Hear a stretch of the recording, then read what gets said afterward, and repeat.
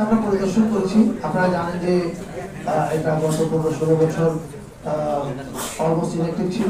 এটা আমার মন্ত্রণালয়ের অধীনেই একটা প্রতিষ্ঠান, ফলে এটা আমার দায়িত্বের মধ্যে পড়ে এবং পড়ার কারণে আমরা আজ থেকে মাস 3 আগে আমাদের মিনিস্ট্রিতে একটা ইন্টারনাল মিটিং হয়েছে। সেই মিটিংয়ে প্রথম যে কাজটা করি আমরা, এটা যে বরাদ্দ ছিল সেটাকে আমরা দ্বিগুণ করি।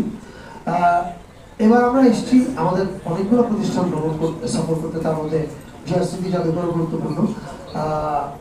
তো এখানে এসে আমরা যে সফরের পরে যে সিদ্ধান্তটা নিয়েছি সেটা হচ্ছে এই যে শুধু বরাদ্দ বাড়ানোটাই গুরুত্বপূর্ণ না, গুরুত্বপূর্ণ হচ্ছে এটাকে একটা পূর্ণাঙ্গ মিউজিয়ামের রূপান্তরিত করা, এবং সেটা করার জন্য প্রয়োজন হচ্ছে প্রপার কিউরেটর যারা জানবেন। কারণ এটা শুধু চিটাগং না, এটা জিয়াউর রহমানের এন্টায়ার লাইফ, মানে 71 সালে স্বাধীনতা যুদ্ধের ঘোষণা, কালুঘাট বেতার কেন্দ্র থেকে শুরু করে ওনার এন্টায়ার লাইফ, রাষ্ট্র পরিচালনায় উনি কি কি সিগনিফিকেন্ট কাজ করেছেন, এই সবগুলো জিনিস আসার কথা।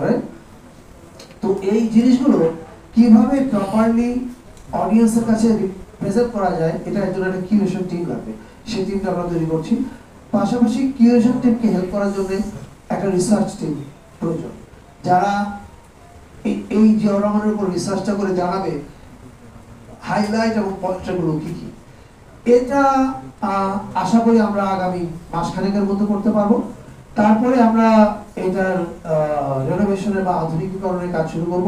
এটা যতদিন লাগে আমি এখন এই মুহূর্তে আমার পক্ষে প্রেডিক্ট করা মুশকিল, কারণ এটা নির্ভর করবে কিউরেটর এবং রিসার্চারদের সবার উপরে।